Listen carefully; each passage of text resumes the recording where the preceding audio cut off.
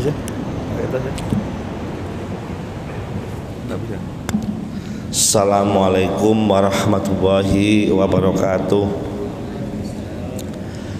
Alhamdulillahirabbil alamin. Allahumma sholli ala sayyidina Muhammad wa ala alihi wa ashabi ajmain, amma ba'du.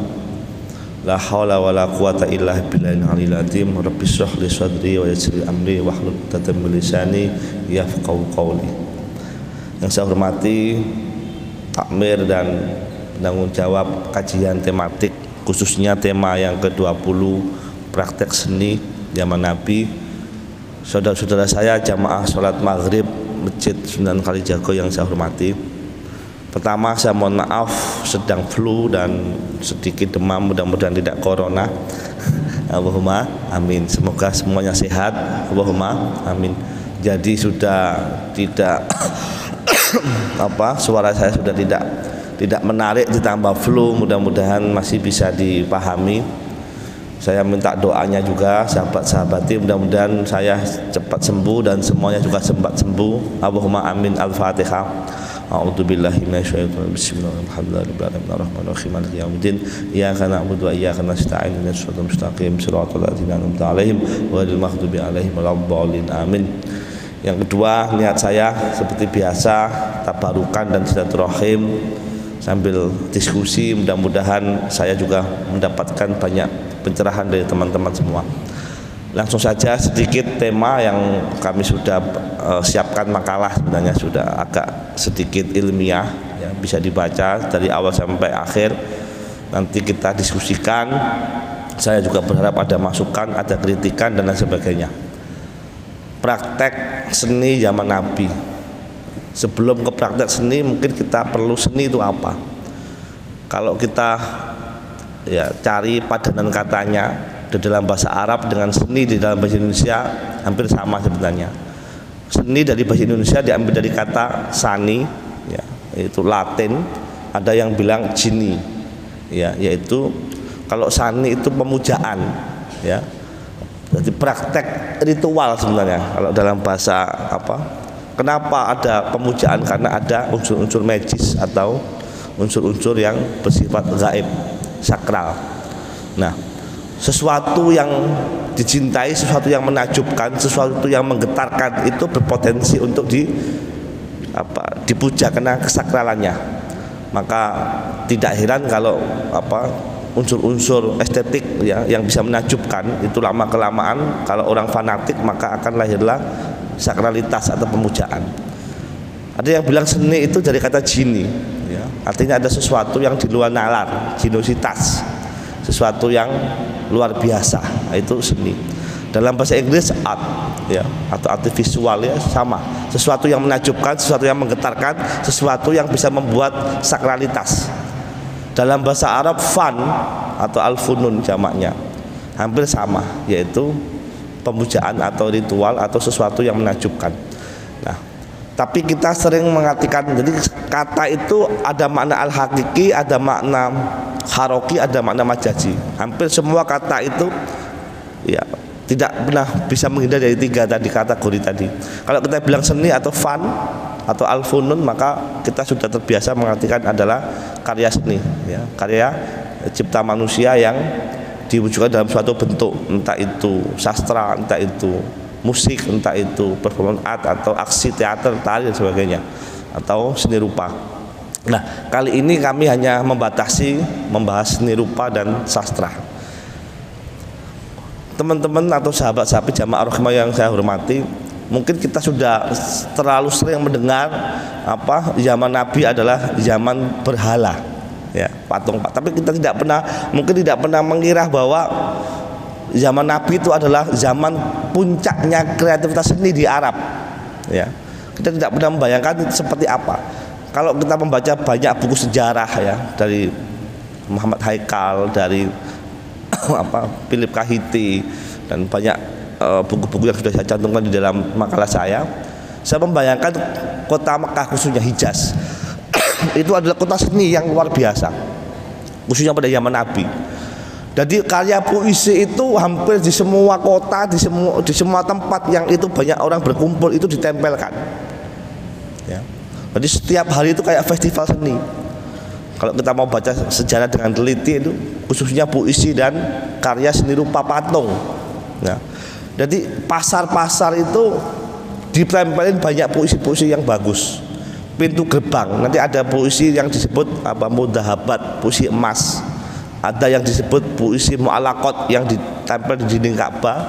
Ada puisi yang mufadiliyat, puisi-puisi yang ditempelkan di pintu gerbang. Jadi puisi-puisi yang hasil festival yang menang itu ditaruh di sudut kota, ditaruh di pasar-pasar, tempat keramaian. Ya. Begitu juga patung-patung. Jadi setiap sudut itu patung itu di mana-mana karya seni. Nah, kenapa bisa seperti ini? Kita akan sedikit flashback ke belakang, khususnya mungkin pada era Jurhum ya, ketika menguasai Mekah atau Hijaz. Sebelum Jurhum ada Mekah ini dikenal kota atau daerah yang kesukuannya sangat-sangat kental. Meskipun gersang, tidak ada ekonomi di sana, tetapi sejak dahulu Hijaz khususnya Mekah ini dikeramatkan oleh semua suku-suku di dunia. Ya, hampir tidak pernah ada yang menjamah. Ya, jadi ini adalah kota sakral, kota suku. Nah, jadi kalau kita lihat yang paling awal adalah suku Amalikoh atau Amalik. Itu diperkirakan 3000 sebelum Masehi atau 30 abad sebelum Masehi. Sudah hampir 1000 ya.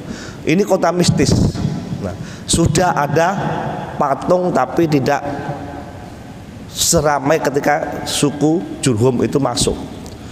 1000 tahun kemudian suku Jurhum sekitar abad 19 sebelum Masehi, Nabi Ibrahim datang.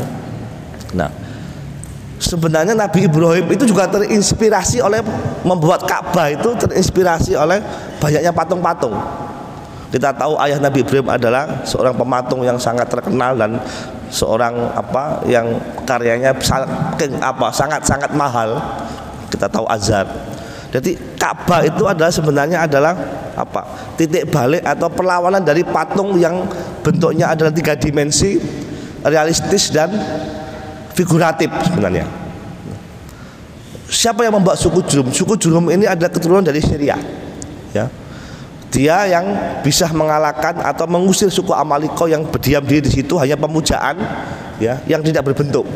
Nah, orang Amaliko itu memuja patung-patung yang tidak berbentuk, segitiga, segi 4, segi 5. Begitu suku Jurhum masuk, ini membuat garis atau membuat perlawanan dengan membuat patung yang berbentuk kuda, berbentuk unta, berbentuk bulan, berbentuk matahari, berbentuk roh halus dan sebagainya, tapi tidak berbentuk manusia. Nah, ini bertahan ya hampir sampai 500 tahun. Beserta dengan itu Nabi Ibrahim datang ya dari Palestina. Itu kita tahu sejarahnya dengan istrinya dan ada anak Ismail. Nah, Nabi Ibrahim membuat perlawanan dengan membuat dalam tanda kutip ini karya seni kubu atau kubuisme segi 4. Tidak menarik memang dibandingkan dengan yang sudah ada segi 5, segi 6 ya, patung-patung roh, patung-patung bulan, bintang. Tetapi mungkin letaknya ada di tengah-tengah pusat ya. Kemudian apalagi kita sudah tahu banyak keajaiban bersama dengan Nabi Ibrahim, yaitu air Zam-Zam. Ini membuat magnet tersendiri. Akhir kata ekonomi juga tumbuh karena ada air di sana.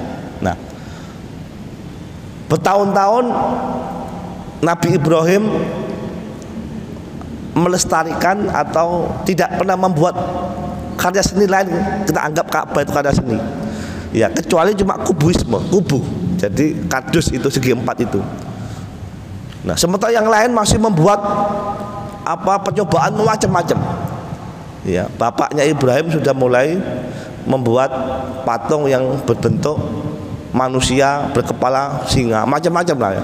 Yang jelas tidak ada yang seperti realitis manusia. Jadi semi-semi tiga dimensi semi abstrak karena bentuknya macam-macam. Kadang kepalanya manusia, badannya itu adalah kuda atau unta atau singa dan sebagainya. Nah, ini terus berjalan, ya, terus berjalan sampai puncaknya sebenarnya ini ada di suku Al-Khuza'ah. Nah, jadi di suku Khuza'ah ini tidak hanya patung, tapi sudah mulai semarak puisi. Puisi itu sudah, setiap ada patung pasti ada puisi. Saya membayangkan rupa kata. Nah, ini yang tidak ada di dalam tradisi kita. Rupa kata itu adalah seni rupa plus kata-kata. Di Khuza'ah ini mulai bermunculan penyair. Jadi setiap patung yang bagus pasti ada puisi di sampingnya. Puisi yang menggambarkan seni rupa patung tadi. Ini festival rupa kata ini di mana-mana, ya. Khuza'ah dan di mana-mana sudah mulai, ya, disembah, ya. Tadi sudah mulai disembah tapi tidak begitu banyak. Jadi yang bagus, yang indah itu kemudian mulai disembah. Kenapa disembah? Karena orang Arab sudah mulai mencari Tuhan yang konkret, ya. Jadi selama Nabi Ibrahim ada itu mengajarkan tauhid itu dianggap tidak konkret. Tuhan tidak jelas, tidak kelihatan. Jadi ingin ada wasilah juga, ya, untuk memancing Tuhan agar dia mau memberi apa yang diinginkan.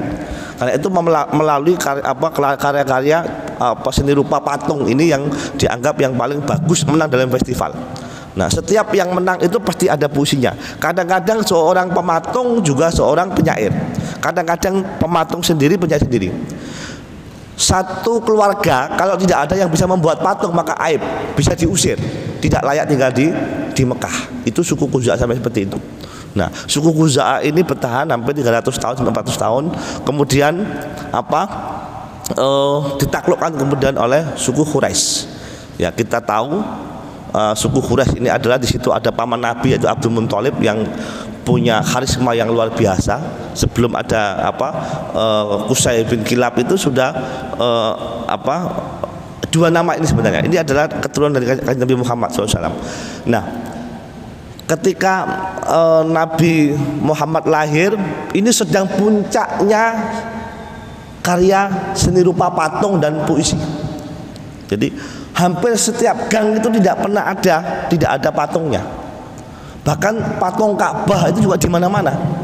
Apalagi orang waktu itu meyakini bahwa tanah atau batu, ya, dari Mekah itu punya yoni apa ya? Kayak ake itu, ya. Punya kekuatan. Jadi yang dari manapun kalau ke Mekah pasti ngambil batu.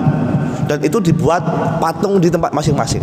Karena dia yakin bahwa di Ka'bah tanah yang dari Mekah itu punya kekuatan tersendiri. Nah, jadi ketika karya seni dalam puncaknya, ya, puisi juga dalam puncaknya, maka di sana adalah seorang seniman itu menempati status yang paling tinggi, ya. Kalau ada seorang pemahat itu jalan atau seorang penyair itu jalan, maka pedagang itu pasti menunduk, ya. Sampai ada yang bersujud. Kalau ada yang pematung atau penyair, kalau kita baca tafsir Baidawi, ya, tafsir banyak, ya, termasuk tafsir ya beberapa yang menyebutkan asbabun nuzul wasu'ara yatabilu ghawun, ternyata tidak hanya seorang penyair tapi seorang pemahat. Jadi saking dihormatinya sampai pedagang kalau tahu ada penyair pemahat itu jalan, dia itu ruku atau sujud. Yang punya uang dia ngasih satu kantong, yang tidak punya uang itu dia bersujud. Takut kalau pemahat atau penyair ini akan mengabadikan dalam karyanya. Misalnya dibuat pedagang si A itu dengan patung yang sangat buruk rupa, itu bisa mempengaruhi kredibilitasnya seorang pedagang. Bisa jadi tidak laku. Atau seorang penyair membuat puisi yang memperburuk citra dia, selesai, tidak ada yang mau membelinya. Makanya takut. Nah, seorang pengamat menganggap bahwa penyair dan pemahat waktu itu seperti media massa sekarang, bisa memperburuk citra, ya, bisa membuat positif, bisa memperburuk citra. Makanya takut. Nah, jadi di sini penyair menempati posisi yang paling tinggi statusnya, bahkan melebihi ketua suku. Nah, ketua suku itu juga biasanya dipilih karena dia seorang penyair atau seorang pemahat. Teman-teman yang saya hormati, patung ini dan apa ya, pembuat patung dan penyair inilah musuh Nabi sebenarnya. Kalau kita baca sejarah 13 tahun ya Nabi Muhammad itu berdakwah di Mekah, itu gagal. Jarang orang memperhatikan atau mencermati dari sisi yang lain, yaitu sisi ketersaingan seorang penyair dan pemahat dengan Nabi. Banyak yang sudah memeluk Islam menjadi murtad karena apa? Ketika Al-Quran turun, maka penyair membuat puisi dan pematung membuat karya seni rupa, atau seorang seniman pemahat membuat seni patung. Jadi ketika Al-Quran turun disaingi oleh mereka ya. Salah satu penyair besar adalah Al-Qais dan Musailama. Musailama Al-Qusair itu bukan Al-Kadzab, itu saking nama itu dijuluk saking bencinya sahabat ya, bukan karena Al-Kadzab itu nama yang ditempeli oleh sahabat Nabi sebenarnya, karena saking hebatnya puisinya sampai dikatakan Al-Kadzab. Kenapa? Karena saking nggak bisa membedakan mana itu Al-Quran, mana itu puisi. Yang sudah memeluk Islam murtad kembali karena cuma 13 orang. Nah, jadi sudah kuat puisinya, kemudian kuat pula karya pahatnya. Jadi ini yang membuat Nabi Muhammad ya itu kesusahan untuk berdakwah. Begitu ada surat perintah sholat, dia juga punya ayat sholat. Nah, jadi teman-teman yang hormati, jadi puncaknya sastra dan seni pahat itu adalah ketika Nabi Muhammad berdakwah. Ya, singkat cerita Nabi Muhammad kemudian ke Madinah. Ini tetap ya ada beberapa pengikut Nabi juga yang bisa memahat dan bisa berpuisi. Ya, ada Labid bin Rabi'ah, ada Ka'ab bin Juhair, ada Ibnu Wahab, dan ada Hasan Sabit. Hasan Sabit itu juga seorang pemahat ya. Tetapi begitu ikut Nabi ya, mohon maaf, mereka ini jarang atau hampir tidak pernah dikisahkan membuat patung. Penyair ini juga begitu ikut Nabi hampir tidak pernah berpuisi lagi. Apalagi setelah turun wasu'ara yattabi'umul ghawun ulaika annahum fi kulli wadin yahimun yaquluna ma la yaf'alun illal ladzina amanu wa 'amilus sholihat fantasiru min ba'di ma dzulim.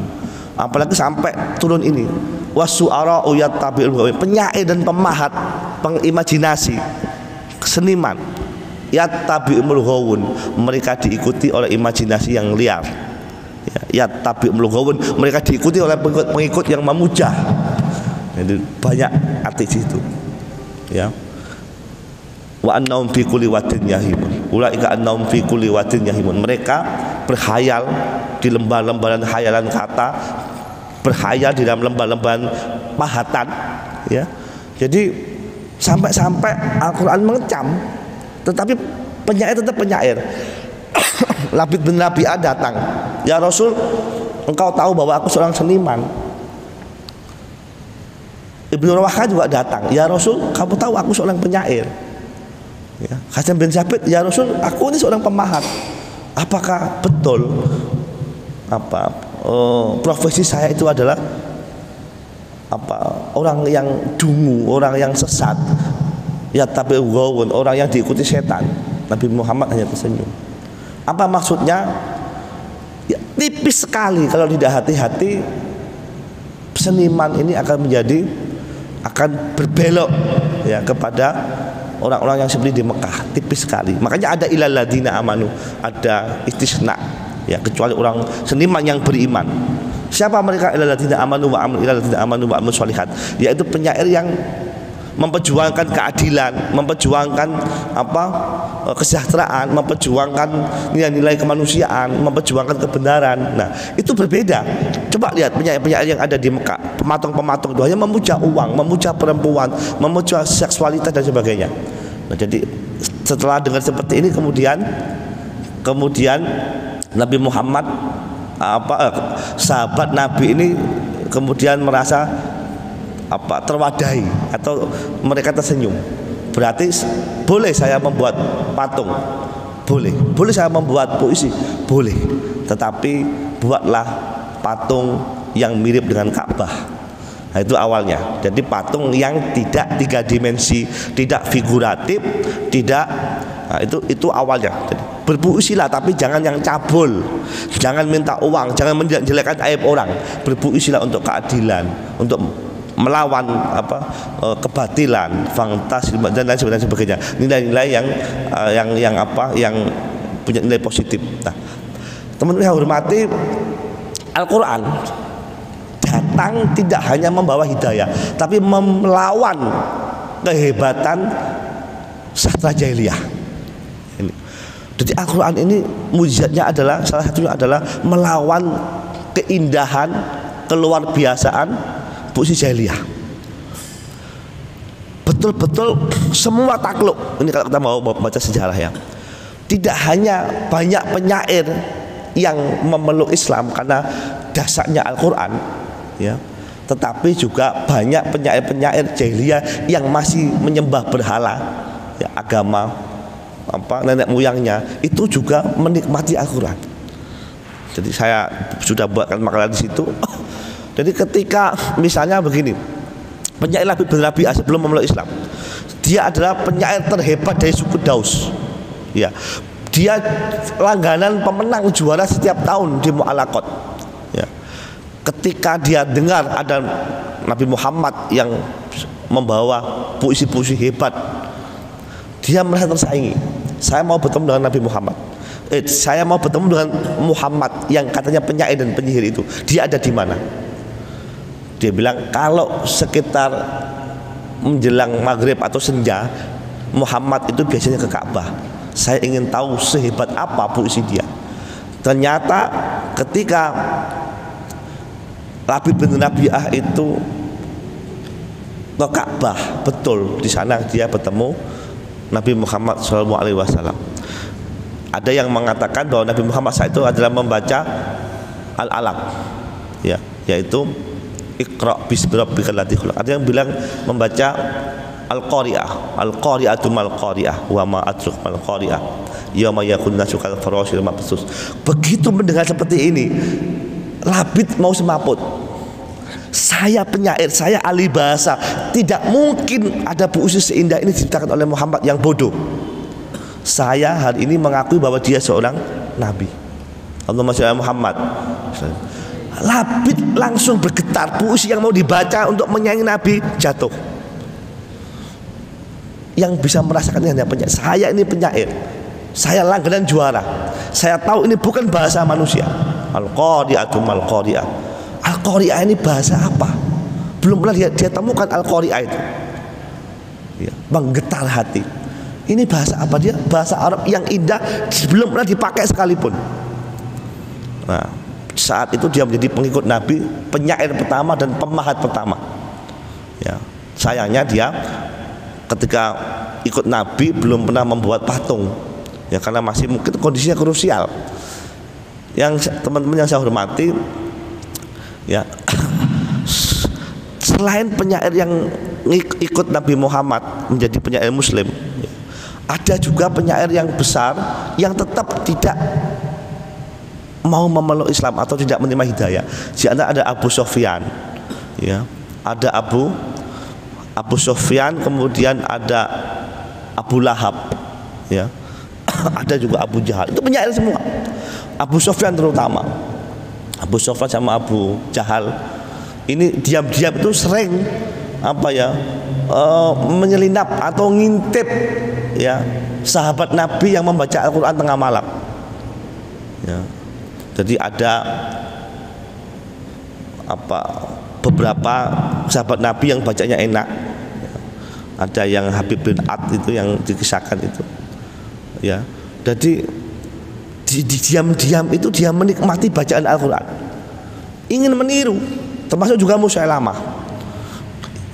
Hal yang sederhana ketika dibaca nun wal qalam wa ma yasturun, kok ada cuma kata nun saja, sebelumnya nggak ada kata-kata nun itu. Yasin wal Qur'anil hakim, kok ada kata-kata Yasin, itu aneh. Kaf ha ya ain shad, itu aneh, tetapi kok enak. Dia mencoba membuat nun ba nggak enak. Kaf ha ya ain shad, alif ta ain shad, nggak enak. Kok beda? kok ini rasanya beda. Jadi hampir setiap malam itu mereka ini apa? Curi-curi, kadang ke labib itu yang sudah meluk Islam. Nah, jadi mereka terpesona. Nah, jadi teman-teman yang saya hormati, singkat cerita, Nabi Muhammad membawa arah kesenian atau madhab berkesenian, ya. Jadi puisi-puisi yang hebat, yang pada puncaknya, yang ini 500 sebelum Masehi. Bayangin, kita masih pakai apa di Jawa ini? Di Eropa masih seperti apa? Orang Arab sudah berjibaku dengan ilmu linguistik, ya. Orang-orang Arab, orang-orang Eropa terpesona, kayak Goethe itu terpesona. Puisi-puisi yang 500 tahun sebelum Masehi sudah luar biasa indahnya. Nah, Al-Quran membawa madhab, visi atau aliran baru. Puisi-puisi yang diciptakan oleh sahabat-sahabat Nabi itu adalah puisi-puisi semua yang punya nilai-nilai positif. Keadilan, kesejahteraan, pembelaan orang kecil, penghormatan perempuan, penghormatan orang-orang yang sudah berjasa. Ini berbeda dengan sebelumnya. Saya mengatakan puisi-puisi hedonisme, pragmatisme, hanya memuja orang nyari uang, memuja kemolekan tubuh perempuan dan lain sebagainya. Ini berubah menjadi idealisme pas impresivisme kalau saya mengatakan. Jadi puisi-puisi yang punya visi ke depan yang luar biasa indahnya. Kita tahu, terima kasih, beberapa sahabat Nabi, salah satunya adalah Ibnu Rawaha. Ibnu Rawaha ini pernah menyelamatkan perang Mu'tah. Perang Mu'tah itu dengan Romawi, ya. Begitu pasukan Nabi melihat ratusan ribu pasukan Romawi mengepung Madinah, sementara pasukan Nabi hanya 3.000, ciut nyali mereka. Disitulah kemudian Ibnu Rawaha tampil di atas bukit dan membaca puisi. Dari puisi-puisi itu kemudian semua prajurit Nabi bersemangat maju perang dan alhamdulillah menang. Dan banyak setelah itu pimpinan perang diambil oleh seorang penyair. Nah, ini yang jarang diungkapkan. Adonis menulis buku Sabit Mutahawil itu menuliskan sejarah bahwa hampir panglima perang itu adalah seorang penyair. Hanya Khalid bin Walid lah yang bukan penyair. Semuanya itu adalah penyair hebat. Kalau terdesak mereka naik ke atas gunung dan berpuisi. Nah, begitu juga Islam datang mengarah atau mengubah aliran yang saat itu adalah 3 dimensi realisme figuratif, ya, menjadikan kubisme ornamental. Jadi yang patung, kita tahu ada patung Hubal, patung Alat, patung Uzzah. Itu patung yang benar-benar 3 dimensi. Patung yang persis seperti manusia seutuhnya. Ada yang terbuat dari emas, terbuat dari perak, terbuat dari batu mulia atau intan dan sebagainya. Jadi Islam datang memperbarui orientasi seni, memperbarui aliran seni. Nah, tetapi nanti belakangan pada zaman Abbasiyah ini seperti terbebas kembali. Seorang sufisme bebas membuat aliran seni apapun, tapi kondisi sudah berubah, tujuan seni sudah berubah. Ini pengantar atau prolog yang kita bisa berdiskusi sambil saya juga istirahat minum karena saya sedang batuk dan flu. Terima kasih. Assalamualaikum warahmatullahi wabarakatuh. Barangkali ada pertanyaan atau pertanyaan dan penanggap. Menanggapi dulu, mungkin ada yang mau menanggapi terkait penjelasan dari Bapak Abu. Monggo kepada jemaah.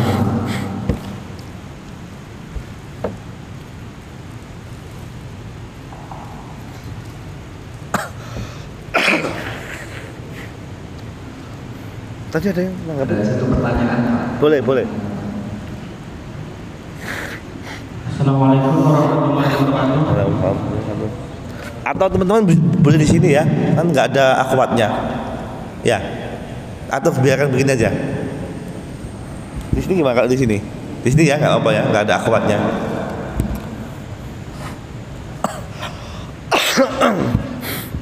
Baik, terima kasih Pak.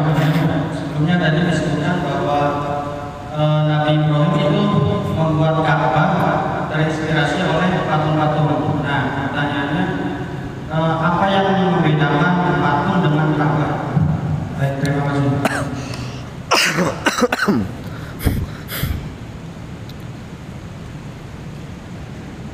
Oke, yang lain.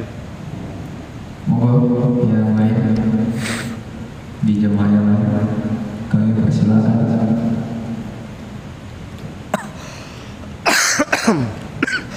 Mungkin ditanggapi dulu aja Pak satu pertanyaannya. Ya, terima kasih. Dalam teori seni, Ka'bah itu juga bagian dari karya seni. Jadi karya seni itu kalau nggak salah ada 13 aliran, ya. Ada realisme, ada figuratisme, ada abstrakisme, ada impresifme, ada fauvisme. Salah satu aliran yang itu adalah kubisme.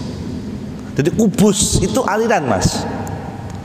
Jadi kalau kita lihat ukiran itu banyak aliran kubisme, ornamental itu kubus, kotak-kotak banyak.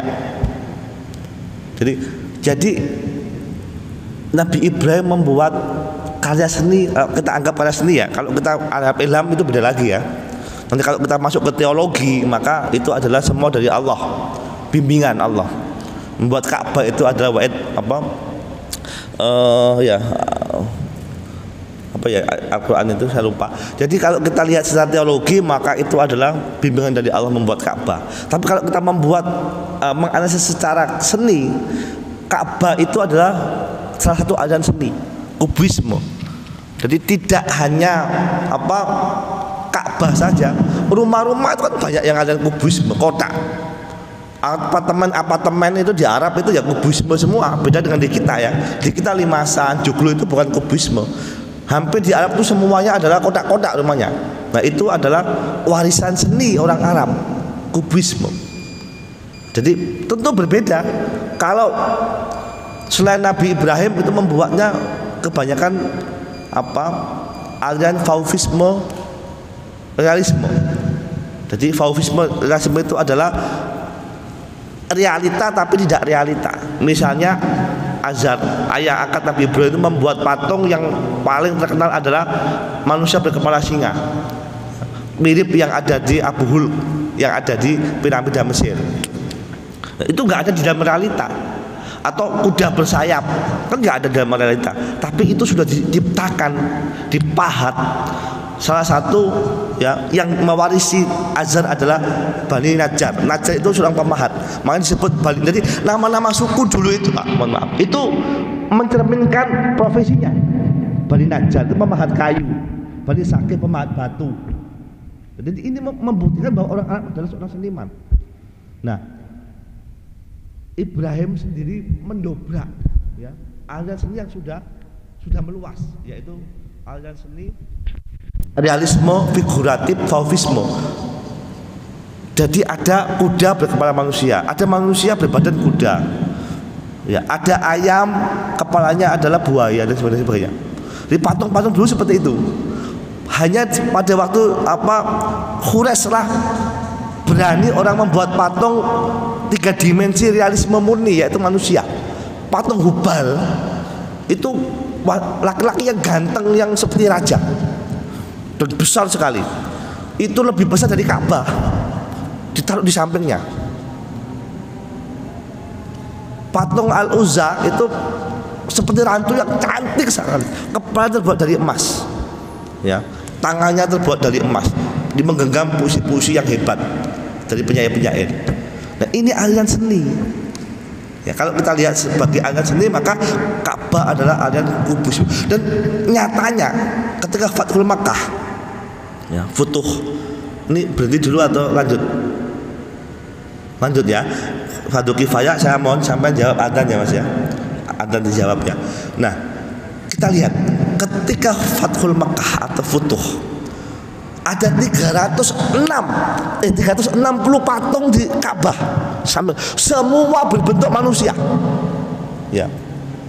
306 patung berbentuk manusia. Ada sekitar ya 30 yang berbentuk Ka'bah mini. Mana yang dihancurkan? Semua dihancurkan kecuali yang berbentuk kubisme. Jadi di rumah-rumah warga itu banyak patung yang berbentuk kubisme seperti Ka'bah tidak dihancurkan. Nabi melarang. Yang dilarang adalah yang seperti Hubal, Uzza dan Lat tadi, yang berbentuk tiga, semua dihancurkan. Yang Ka'bah tidak.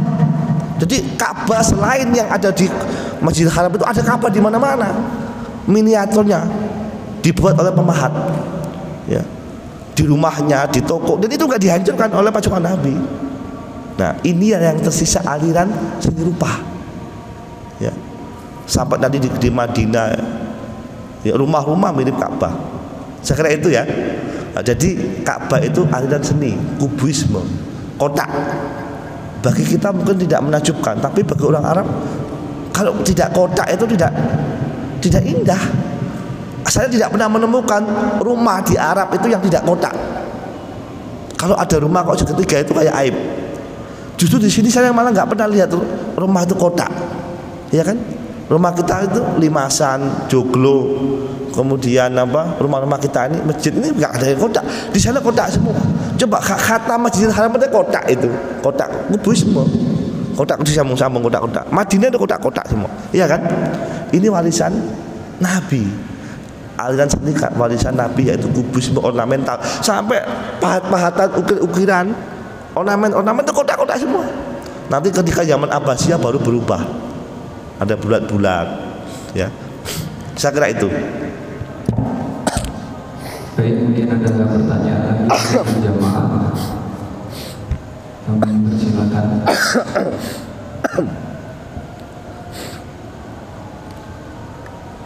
Mungkin dari saya Pak pertanyaan.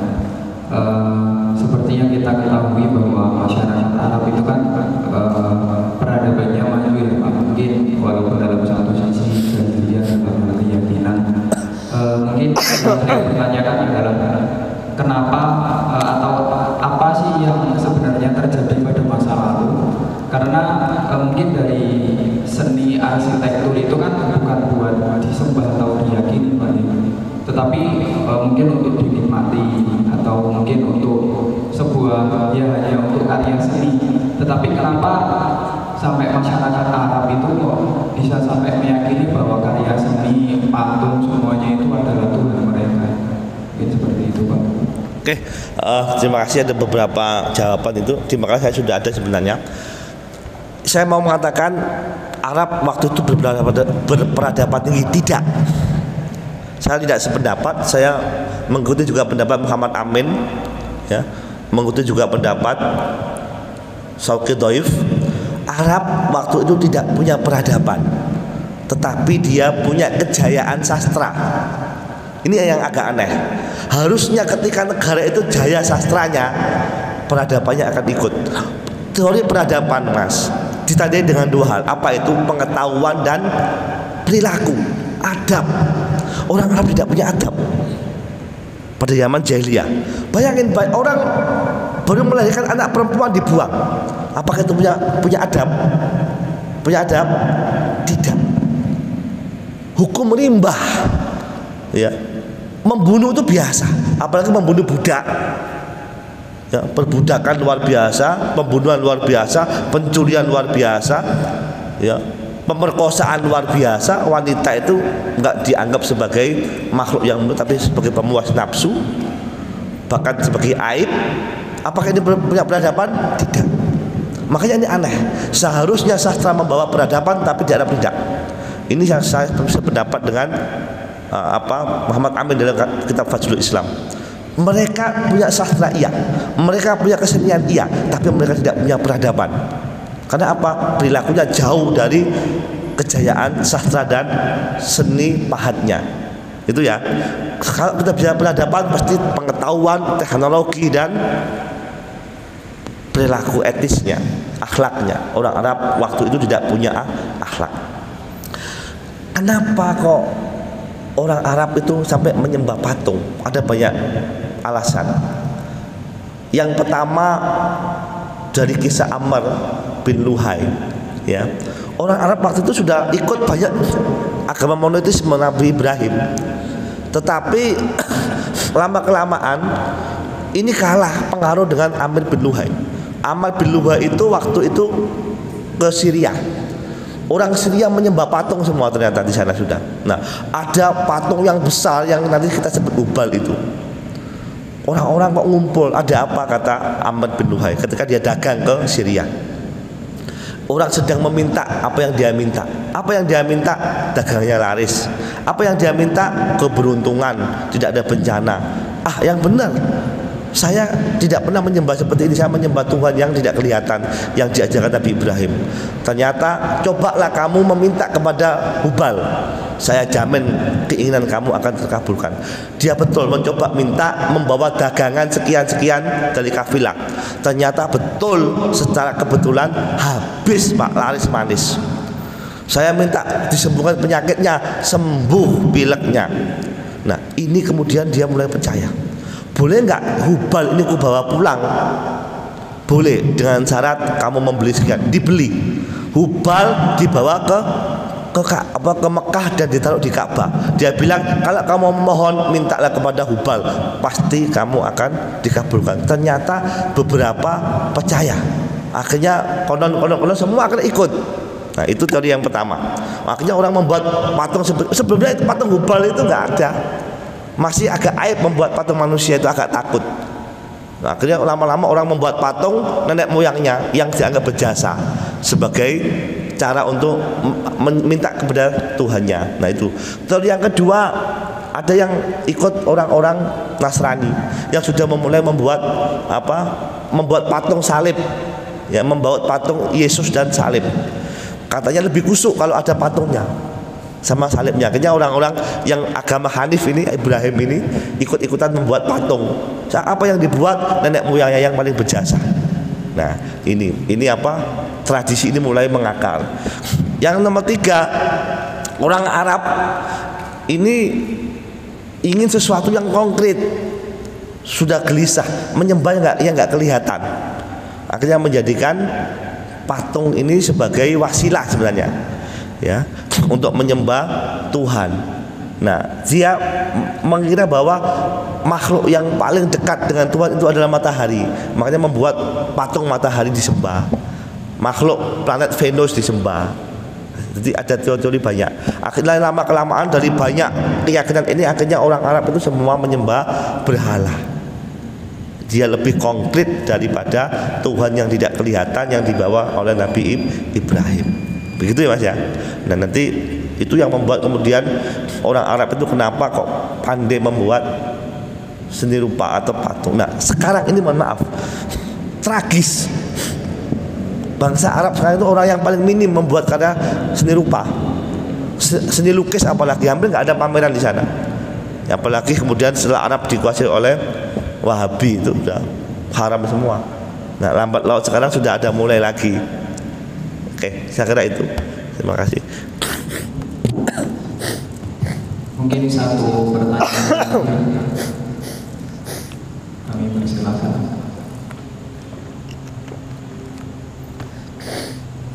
Tidak ada Pak, mungkin langsung closing statement aja Pak.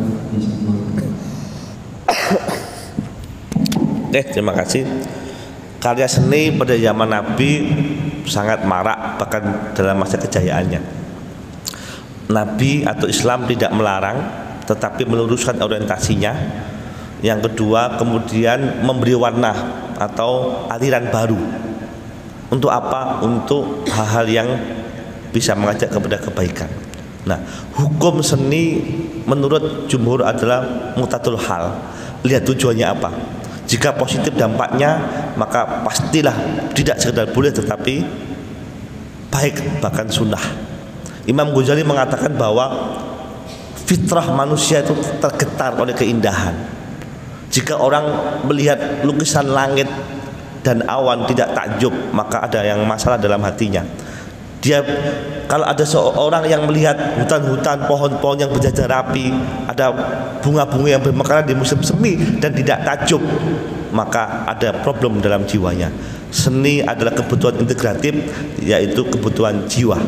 Saya kira itu penutupnya. Mohon maaf kurang lebihnya. Assalamualaikum warahmatullahi wabarakatuh.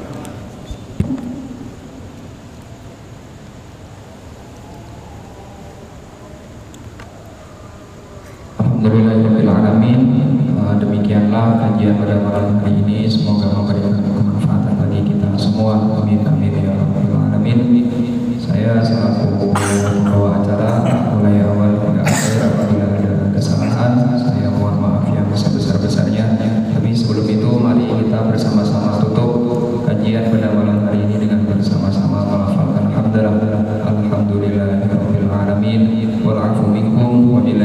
wal hidayah wa ridha wal inayah. Wassalamualaikum